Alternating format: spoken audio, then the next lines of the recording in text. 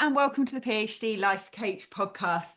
And I promised you in a previous episode or previous email, can't remember which, one or the other, that I would answer some listener questions in an upcoming episode. Now, I try and do this from time to time anyway, because I like to try and make sure that I'm really addressing the real life challenges that you guys have. But I also wanted to give you a little insight into what it's like being in the PhD Life Coach membership program. This last quarter that has run, what would it be, August, September, October, I introduced a private podcast for members. And what that means is they can go into our Slack channel. So we have a Slack channel where we can all talk to each other, share our wins, share our problems, all that sort of stuff.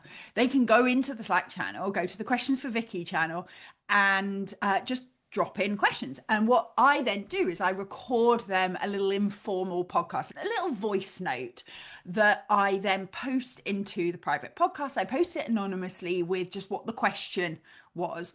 And so everyone then gets to hear it. So the members get a pretty quick response to their questions, but other people can also learn from those experiences. And this is brilliant for people who either have something pressing or who for some reason can't make some of the live sessions, right? That's one of the most common questions I get. What time zone are the questions? When are they? What happens if I can't come live?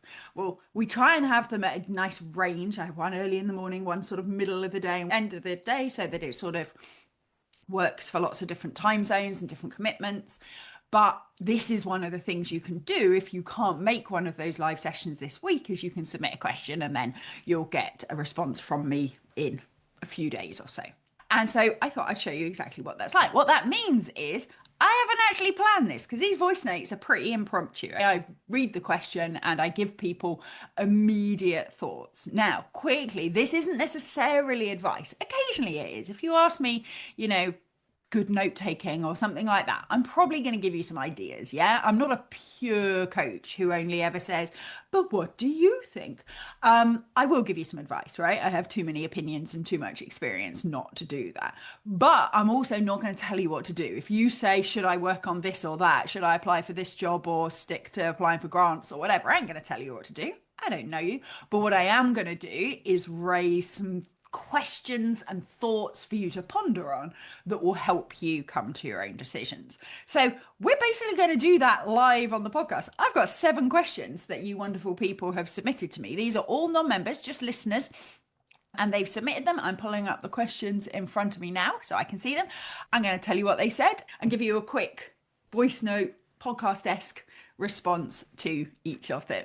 So I want you to think, which of these questions apply to me? And even if they immediately don't seem to, because their circumstance feels quite different to yours, I want you to think what you can take from this. Because this is one of the joy of hearing other people getting coached, whether it's asynchronously like this or whether it's live in a coaching session, is you can so often see yourself in at least some of the questions and apply what they're learning to your life too.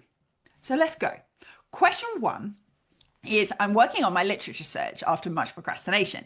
I've planned what to do, how to approach it, but I still don't feel like I know where to start. I have my topic categories, which I will use to search, but I get overwhelmed by diving in. Which podcast episode do you recommend to help? And they say, I checked the archive using Control F and didn't see anything about literature reviews, but I could have missed something. So first of all, if you guys only listen to the podcast and you're not on my newsletter yet, you will not know about the archive. Make sure you sign up to my newsletter. Go to thephdlifecoach.com and click on the button that's right on the front there.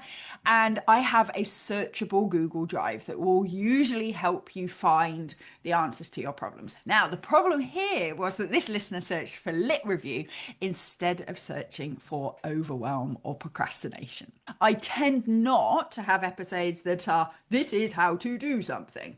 Occasionally I do. I've got stuff about, shortening your work and writing better notes and things like that. But usually it's more about the stuff that's actually making it difficult. So let's have a think about how we can help this person. Now, the first thing I noticed is you're saying that I've planned what to do, but I don't know where to start. And the problem with the I don't knows, my members will know this because we talk about this quite a lot, is when you tell yourself you don't know, you take away all your creative problem solving. And it sort of implies there's a right answer. There is a place you should start. And if only you could figure out what that was, everything would be easy. And that's simply just not true, right? When it comes to writing a lit review or something like that, there's a bunch of places. If you ask different academics for advice, there's a bunch of different places you could start. There's no, I don't know where to start. There's just, I haven't decided where to start. So, what I want you to think about is from a kind of curious and creative point of view, where could you start? What options are there? Why might you choose to start here or there? And then from there, it sounds really basic, but you then get to pick and start and not tell yourself that there was a place that you could have started that would have been better or that would have, been less painful or whatever. Just start and see how it goes. And we figure it out from there. Because the fact is, what you're trying to do here is avoid the emotions that come up when it feels difficult and you're uncertain and you're confused. And so what we do is we procrastinate because we think once I'm not uncertain, once I'm not confused, it won't feel so bad. But those things don't just miraculously go away. So what we get to do instead is be like, okay, I'm a bit uncertain. I'm a bit confused. That's all right. I can make a bit of a decision about where to start and I can tolerate those emotions. I can make sure that I'm not making them mean that I'm stupid or that I shouldn't be doing this or whatever. I'm just a bit uncertain right now. And that's okay. Academics should spend their lives in a place of uncertainty, right? So, okay, I'm going to be a bit uncertain, but I'm going to see what happens if I do a little bit of this and see what happens if I do a little bit of that. And you will find that by doing that, you start to unpick your own uncertainty. You start to say, okay, well, I could do some of this and that will move that part on, and I could do some of that. And as long as we're super kind to ourselves about the fact that it feels kind of difficult at the moment and that's okay, you'll start making progress way faster. I hope that helps. Question 2, let's go. I attended your motivational webinar. That was a cracker. That was a little while ago, actually. That was in July. And I have a question regarding my personal experience. I find science interesting, but I struggle with lab work and find it very stressful. I'm struggling with motivation and I find myself subconsciously avoiding the lab where I can. I have lots of autonomy, but little support and low perceived competence. Now, if you don't know what I mean by those things, that's because you didn't come to that webinar. I will do it again at some point, I am sure. But essentially, they're saying that they don't have many people to help them and they're not really convinced that they know what they're doing and that they've got the skills that they need, and that can really affect our motivation. I want to be competent in the lab so that I can materialize my theory and improve my relationship. I'm now wondering whether it's a personal incompatibility and not necessarily an easy change. And the question went on a little bit longer than that about their supervisory support and so on. And it says, do you have any tips about how I can improve my capacity, my competence, or my ability to handle this situation sustainably? Okay. I thought this notion of a personal incompatibility was really, really interesting. So I think I'm interpreting what you mean there as being that you think you're sort of not cut out for lab work, that it may not be what you want to be doing.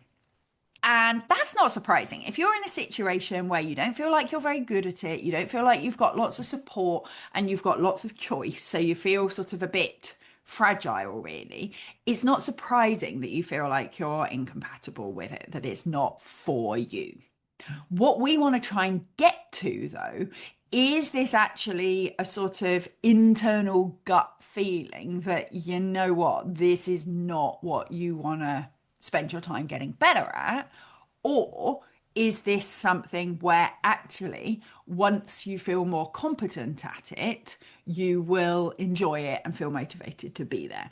I started out in a not very lab end. I was more sort of questionnaire based early on in my PhD. And as I progressed in my academic career, I did more and more lab stuff. And I felt a bit, not so much the low support, I had a lot of support around me, but the not necessarily being confident and feeling competent in the lab. I had that quite a bit. And one of the things I did was I decided, in the short term, is this something I want to learn to do? I'm not making big decisions about whether this is my life forever, but in the short term, is this something I want to learn how to do? And I decided, yes, it was. It would enable me to answer some questions. And then once I'd decided that, I decided that learning how to do this will enable me to answer these questions that I'm interested in.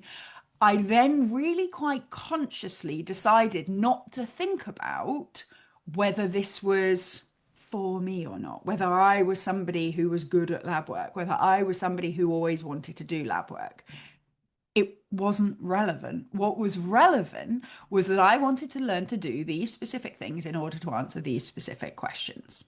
And the reason that's important is when we're second guessing all the time, that every time something goes wrong, we're saying to ourselves, oh, it's probably because I'm not really cut out for lab work.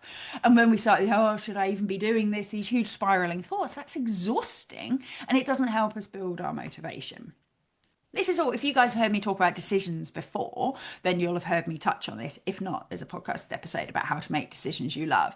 But essentially, I recommend that not only to decide for reasons you love, but for decide how long you're deciding.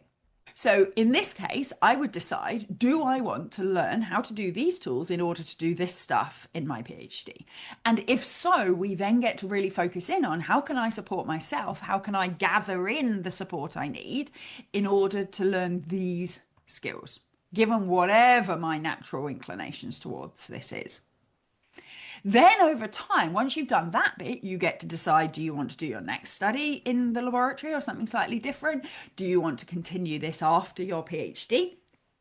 I did eventually decide that lab work is not my baby. It does not play to my strengths. I'm super glad that I learned the things I learned, and it meant I was better able to understand other people's science. And I have a sort of broad sense that if I needed to learn how to do a assay in a lab, that I absolutely could do it, and I could do it to a high quality. But that kind of careful, repetitive, introverted, often in terms of not being super interactive, really focusing on the details and double checking and all that stuff, just not playing to my strengths. Okay, perfectly capable of doing it, doesn't use the bits of me that I love the most. It was part of my reason eventually to leave research. I moved into a teaching focused career before I left academia entirely. It was part of my reasoning for leaving research was that stuff just didn't use my strengths to the extent that I wanted, and it always felt slightly like I was forcing it. Okay, so I want you to decide, is it what you want to do for the next 6 months? If it's not, this is a great time to have a conversation with your supervisor about, are there alternative ways of doing this, different focuses that you could have in your PhD or thesis, or even whether you want to be doing your PhD at all. Maybe a different PhD or some other option is a better fit. But if you then decide, actually, no, this is it, this is what I want to do, even if it's not my bag, even if it's not what I'm naturally good at, then we start thinking, what can we wrap around ourselves to make that feel as good as possible? So we stop telling ourselves, I don't know how to do this, and we start telling ourselves things like, I'm figuring out how to do this. I hope that one helps. Are you guys resonating? Remember that one, I'm talking specifically about laboratories, and you arts and humanities people might be going, oh no, not really me. That can translate out. That can translate out into, you know, whether you enjoy archival work, whether you enjoy field work, if you're a social scientist, for example. So you can translate that out into different settings. Next one, here we go.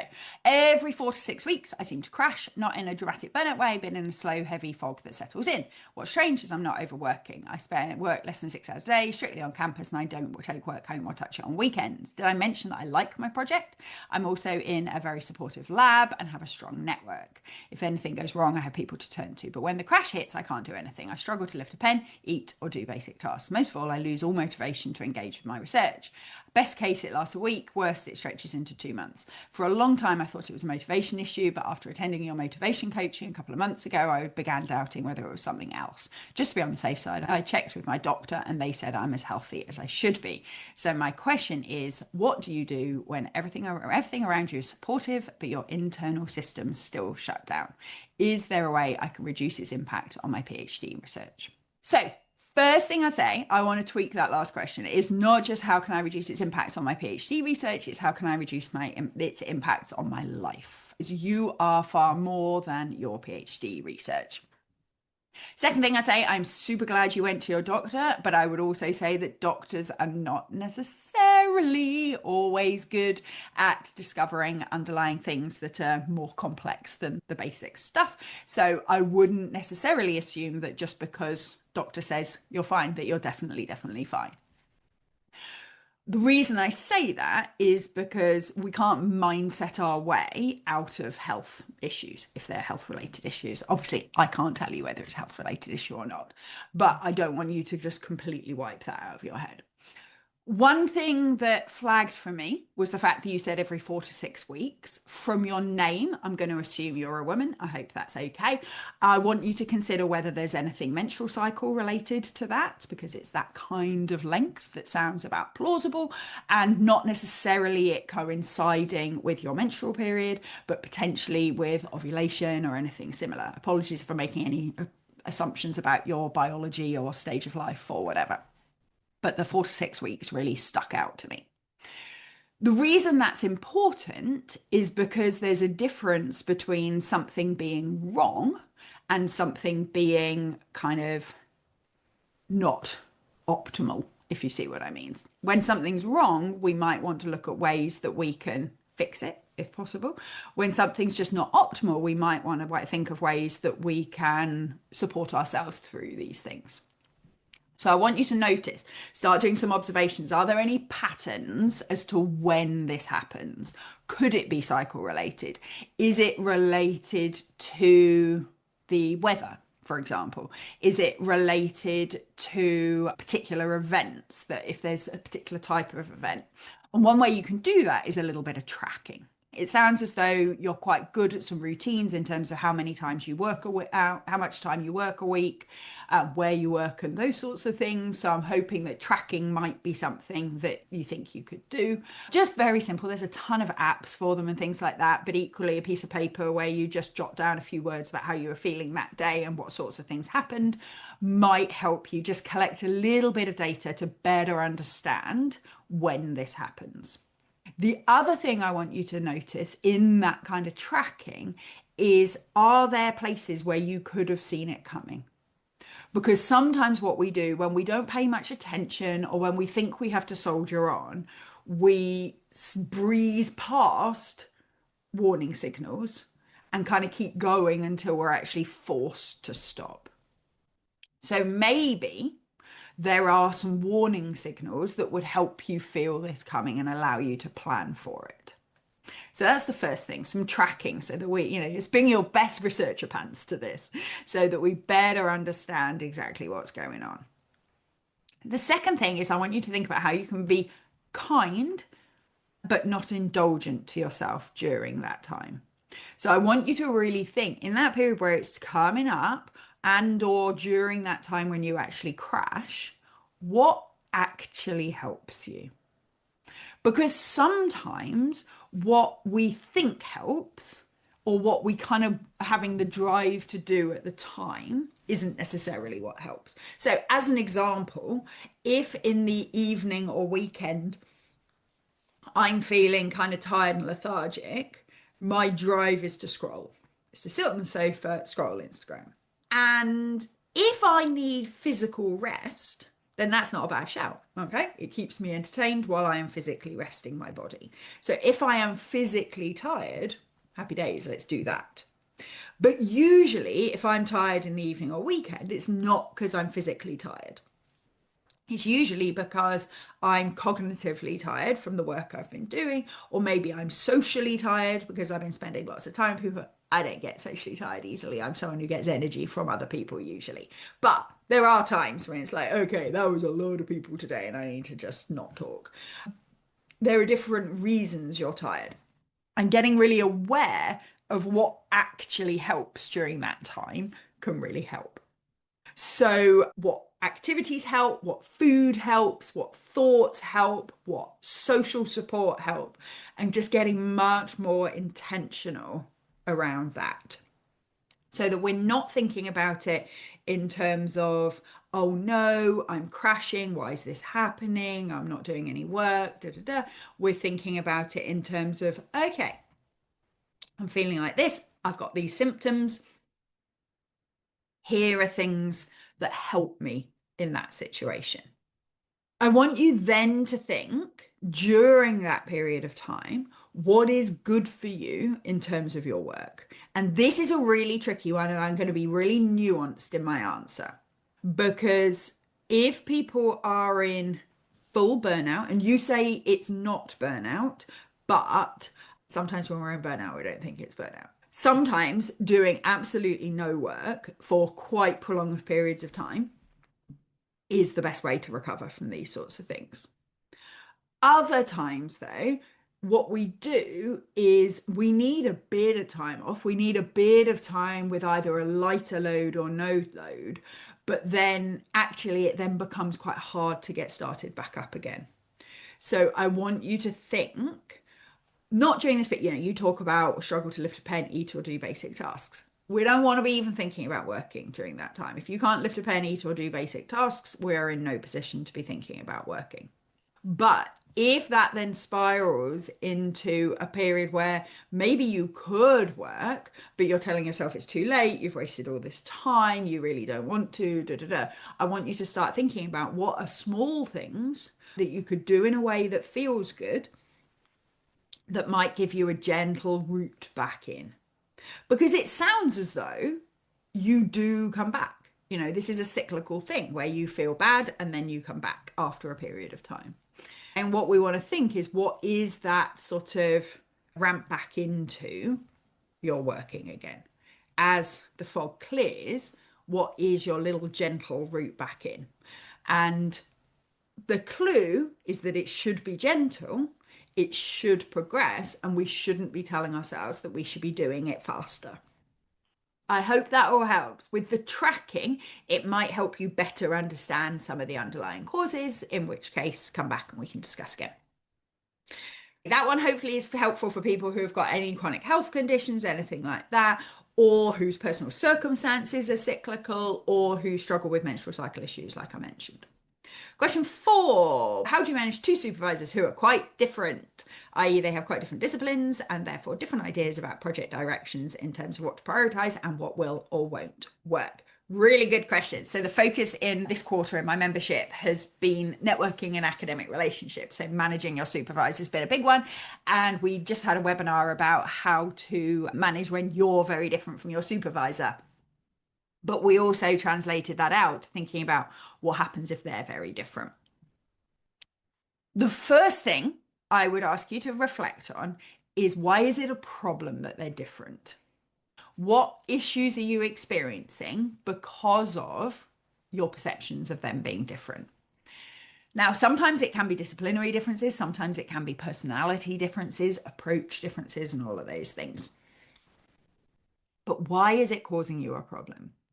Usually it's something around, because person A says do this and person B says do that, you don't know what to do.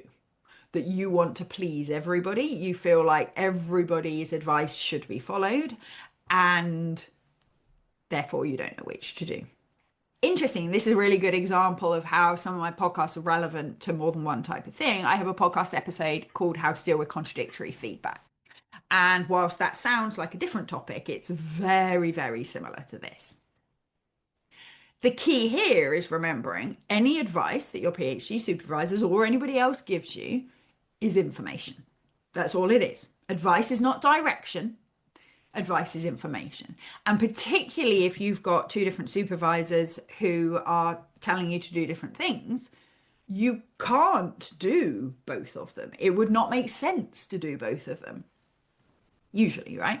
They're saying do this, not that, and they're saying do that, not this.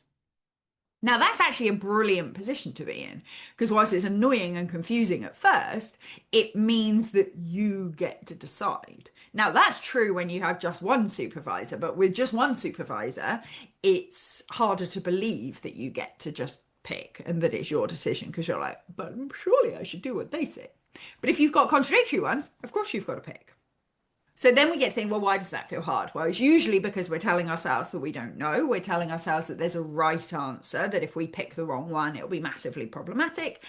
And also something about not wanting to offend and upset the people who gave us other advice. So those are the problems. The problems are not that you're getting contradictory advice. The problem, and your supervisor is different for each other. The problems are that you're telling yourself you don't know. You're telling yourself that it's a problem that you don't know, and if you get it wrong, it'll be massive. And you're telling yourself that people will be upset if you pick the other thing. Okay? What we get to do is deal with those thoughts instead. We get to remind ourselves that there are many ways to do this thesis that end up in a successful PhD. Many, many ways. All of you have got infinite routes to a successful PhD.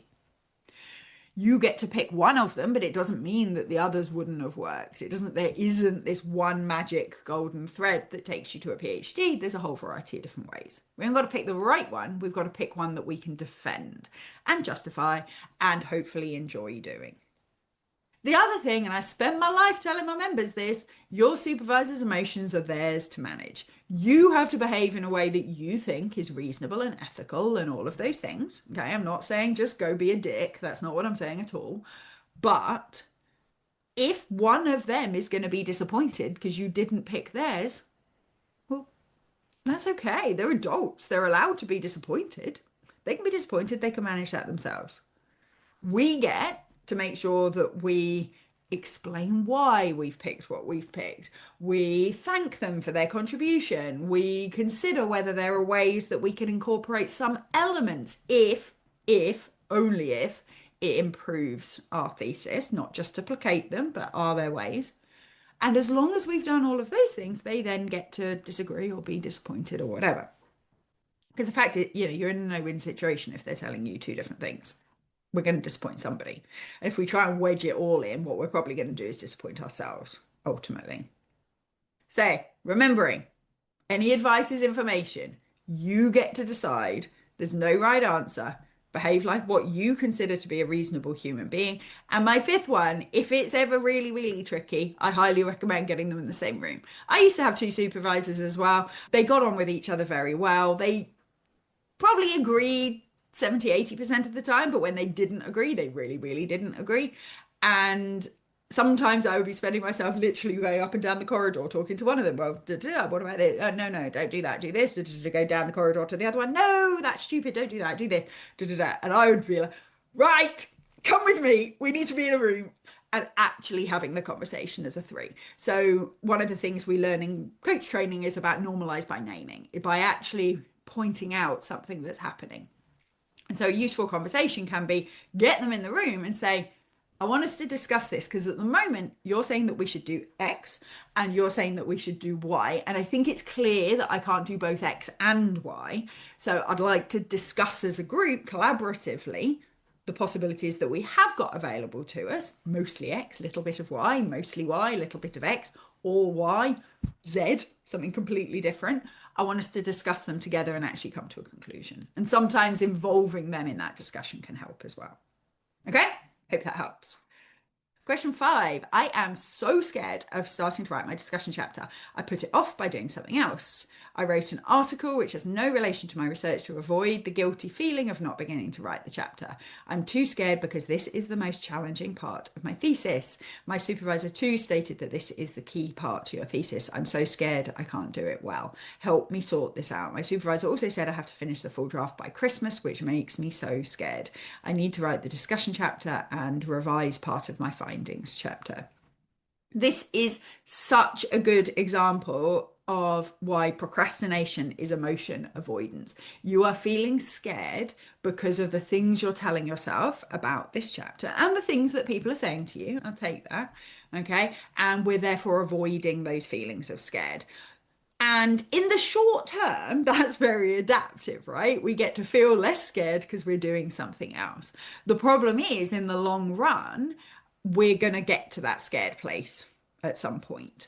And what usually happens, I said this at a training session yesterday. So I did one of my rare live sessions yesterday and everyone was nodding a lot, is that what usually happens is that we are avoiding the feeling of scared right up until the point that the feeling of pressure of an impending deadline feels worse than the scared about doing it. And then we flick over and start doing it. So that's why we often actually do get this stuff done in the end, is because, yes, we're avoiding the feeling of scared, but actually that becomes the lesser of two evils once the pressure of the deadline gets up. The trouble is that gets it done, but it doesn't feel very nice, right? So we want to think of a different way of doing it. What we get to do is we get to think about what thoughts are making you feel scared. So, what thoughts that you're having, because it's not the having to write it, that's just a circumstance. I will be writing my discussion chapter doesn't necessarily have to make you scared. It sounds from what you've said that you're scared because it's the hardest part, that you might not be able to do it. I'm scared I cannot do it well. Okay, so it's those thoughts that are generating the feeling of scared, and it's that scaredness that you're trying to avoid, and that's making you procrastinate. So we get to take two approaches. How can we make it feel less scary? How can we tolerate the scariness? So first of all, how can we make it feel less scary? Well, we can start checking whether these thoughts we're telling ourselves are even true. And I'm going to start by asking you a funny question, which is, are you actually going to write this discussion? Are you actually going to? Because if you are, and I suspect you'll be saying, yes, I will, I know I will, then we know we're going to do the scary thing eventually. And at this point, I will refer you back to last week's podcast where I was talking about writing the scary email, because it's a very similar thing. If you know you are going to write this, you know you are going to do the scary thing at some point, then we start looking at it not as something to be avoided, but something that we can make feel better and actually get on and do. Yeah? So are you going to write it? I'm going to assume you're saying yes right now. So how can we make it feel less scary? I'm scared I cannot do it well. Well, you probably can't do it well straight out the bag. But that's not a problem. You don't need to. We don't need to write a good discussion in the first version of it. If you're saying, I'm not sure I can get it good, I would really encourage you to defer that thought. So what we usually do is we try and reassure that thought. We try and say, oh, no, of course you're capable. But your brain is still going, yeah, but what if I'm not? I like to use, it's not my business. It's not my business to know whether I can get this to a good standard or not. It's not my business to know whether this will be good enough or not. My job at the moment is to move towards that and get it as good as I can get it. Is it good enough? Who knows? That's for my supervisors. That's my examiners to decide, not for me to second guess. So instead of telling ourselves that we're scared we can't do it and we should know that we can do it in order to do it, we can go, okay, I don't know if I can do it. What would be the first steps? Let's do those bits and see how we go. Okay? Don't need to know that you can do it, just need to do the next bit. We can stop telling ourselves that we're worse than other people, that everyone finds this easy. Everyone says this is the scary bit. That's okay. We do the scary bit. Everyone who's ever written a thesis thought their discussion was the scary bit. Somehow they wrote a discussion, somehow they got their thesis. So we get to say, it's okay. I know this feels scary, but we're not going to make up a load of drama to make it sound more scary. It's okay that it's scary, but we're not going to feed that. And we're going to ask ourselves, well, if I was going to do it, what would be the next bit? What would be the next few steps towards that? And we try and keep our brain in that room. So what would be the first steps to roughly working out how to write your discussion chapter? If you were giving an instruction to an assistant, or you're giving instruction to ChatGPT to write your discussion, what would be the first steps? Do not ask ChatGPT to do it.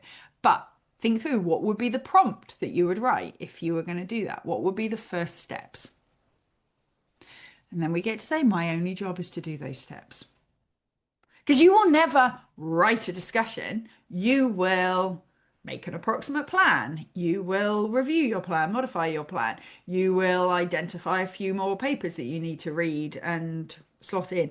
You will draft the first paragraph. You will draft the second paragraph. At no point do you write the discussion. It's just a series of small other tasks. Okay? So we get to pick one and say, okay, can I do that bit? Yeah, I can do that bit. Right, next one. Can I do that bit? Yeah, I can figure that bit out. You can do this. It's normal to feel scared. It doesn't have to be a reason to avoid it. Question 6. I know you are a PhD life coach, but I thought this might fit well, as a PhD is not a separate individual than their life as a person. So I believe life coaching as a whole would also help. First thing, before I go into actually the question, that's literally why I call everything the PhD life coach. And it's not the PhD life coach. It's the PhD life coach. I coach on PhD life. And in my membership, we talk about stuff outside of PhD as much as anything else. So this, I do not separate. This is not about getting your thesis done and nothing else. You are not your PhD. You are a human being who is going through the PhD experience at the moment. And we want that whole life and experience to feel great. So this person says, sometimes I could question prioritization at all levels, not just PhD tasks or work tasks, like spending time with loved ones, especially elderly family members, and how important that is given that time passes so quickly. And I don't want to reach a time where I feel sorry for not spending much time with them. But then I have to work and earn money and also develop my career and advance my PhD, let alone my personal needs and my leisure. I feel exhausted and sometimes depleted in cognitive, emotional, and physical energy. Sometimes I feel like I need a 100-hour day rather than a 24-hour one. It might look silly, but really, am I asking for tips and tricks how to prioritize all aspects of life based on what? Do you have any life management tips, not just time management? Most importantly, is there a system or scale that you recommend to rate important things in life at an individual level, sort of scoring? Actually, we are going to be doing something about this in the new quarter of the PhD Life Coach. It's funny that you ask. There are things called wheels of life that you can use to kind of think about your current satisfaction levels with different areas of your life. And I have some tweaks on that I will take the membership through to think about not just how important they are, but also how much effort you're currently putting in, how much effort you want to be putting in, and how you can divide that when you've got limited effort to go around. Okay, so that's something we are going to go into. I won't have capacity to talk about that now. So I would really encourage you, if this is something you struggle with, I'd really encourage you to be in the membership next quarter, and we'll do that in more detail. My short answer is I really like the idea of dialing things up and down. So deciding which bits of your life are in maintenance mode, doesn't mean they're perfect, but they're fine at the moment and improving them is not a priority, and which things are dialed up at the moment. What we then get to do is decide what that looks like. What does maintenance mode look like? So as an example, if you've got somebody elderly in your life who is not imminently sick, is not imminently a sort of big priority to be spending lots and lots of time with, but you want to maintain a relationship, you want to feel like you're there for them, what is that minimum level of engagement? What is that maintenance look like? How often do you want to visit them? How often do you want to call them? What do you want, importantly, what do you want that time to be spent doing? Because sometimes it's not about more and more time, it's about more presence and intention when you're actually with them. So what would maintenance level look like? And you can do that for different aspects of your life. What is maintenance level for your personal needs? What is maintenance level for leisure? Enough that these things don't deteriorate.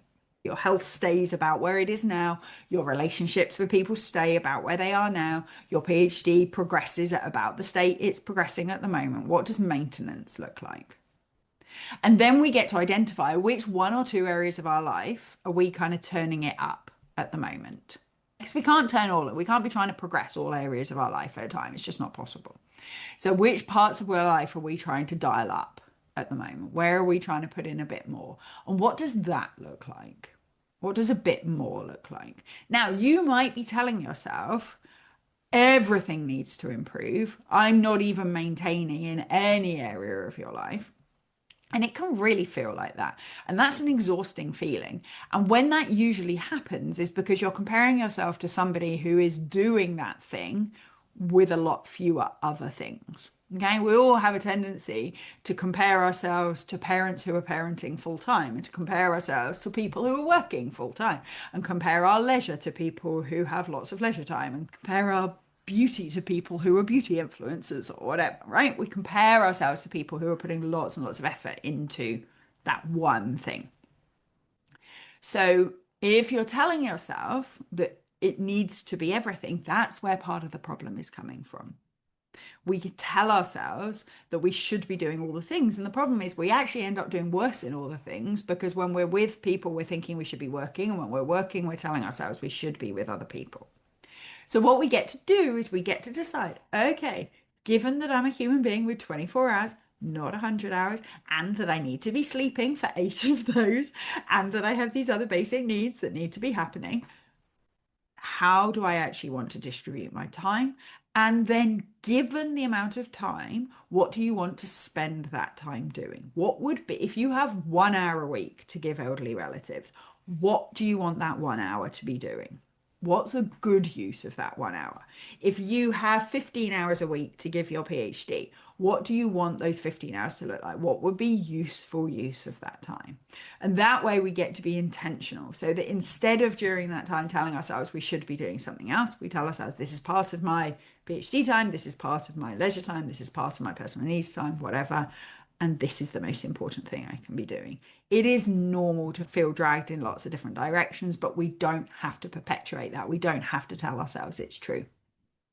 I hope that helps. Like I say, we're going to be working work-life balance, feeling like an imposter and trying to figure out what actually works for us is going to be a real focus next quarter.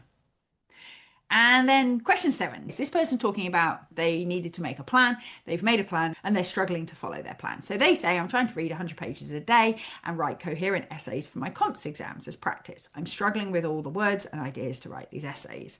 I've considered doing audio into Google Docs. I'm trying to recall what I'm reading so I would have it accessible when I take the exam in November. I'm trying to get it all done. Now, in a previous, so this person's contacted me a couple of times. In a previous email, you mentioned that you're aiming to read 100 pages a day. You actually end up reading 20 pages a day and still feeling overwhelmed. And so how do you stick to your plan? Well, one of the things I encourage, so my members have access to Be Your Own Best Boss, which is a sort of online self-paced course. And one of the elements of that is getting your boss self, the boss who makes the plans, and your implementer self, the person who actually does the work, to have a conversation with each other. And so if you're in a position where boss you is saying you should be reading 100 pages a day and writing coherent essays, and implementer you is saying, I can't, I'm struggling to do this, I don't get through that much, and they don't feel coherent, then we need to have a little sit down and decide, is the problem happening with the boss and the plans that are being set, or is the problem happening that we're not implementing in a way that's reasonable? And often it's a bit of both, right? But usually we blame the implementer. I just need to be more disciplined. I just need to work harder. I just need to get on with it. But sometimes we're asking ourselves unrealistic things. And I said at the beginning, I wasn't going to give advice, but I'm going to give a little bit of advice. Okay. I want to know what you mean by read. And I want you to think about how long you are giving yourself for each of these 100 pages. Because if your definition of read is read all the words, digest all the words and fully understand each page, I think 100 pages a day of what I assume is academic text is a lot. I'm not going to sit here and tell you it's too much. You know what you're capable of. But I think that's a lot. Now, could I read 100 pages a day? 100% I could read 100 pages a day, as long as I decided that I'm skimming them for key information, that I know what that key information is, that I'm choosing to ignore elements that are not relevant to what I'm doing right now. And you put your own numbers in, right? You could be like, oh, I usually do that. That's fine. This question's not for you, if that's fine. Okay. I'd then think about what you're meaning by writing coherent essays. Because again, if you are trying to prep for exams, and usually, so this is somebody, I believe you're in the US, certainly in the UK and many other places, we don't have these sorts of exams. So this is not something that I've helped PhD students prep for, but I did used to work a lot with undergraduates who had to write essays in exams as well.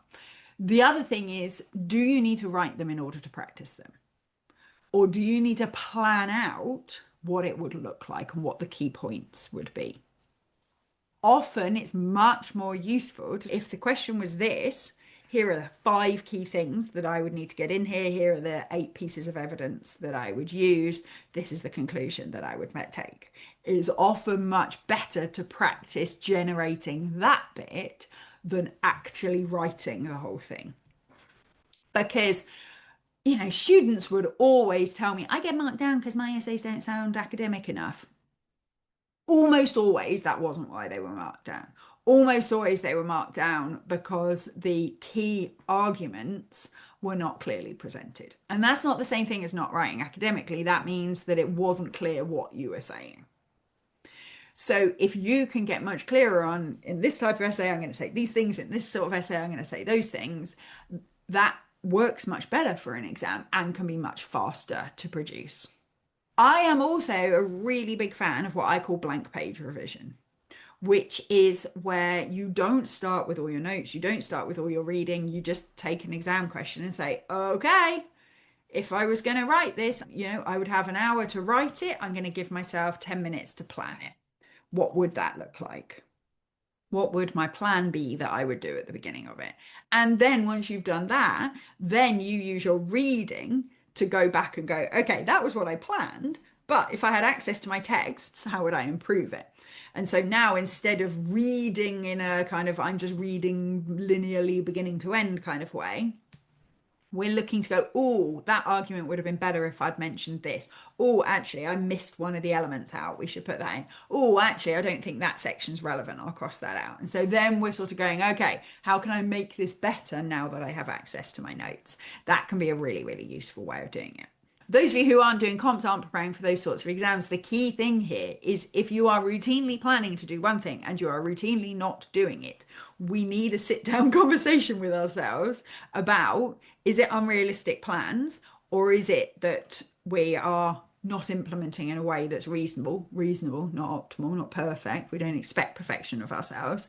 And therefore, do we need to be working on boss self to make clearer plans, more guided plans, more reasonable plans?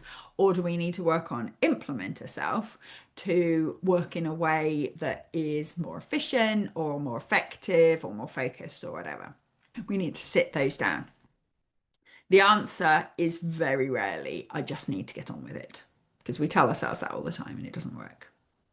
So that is my 7 questions. That is an example. I don't usually, so in the membership, I record them out as little individual. So they're usually like 5 to 8 minutes for each question. And they go in as a separate little question into the private podcast. So you can go, oh, that's a question that I have, and click on it and hear my answer to it, as well as getting them for yourself if you're the one who submits the question.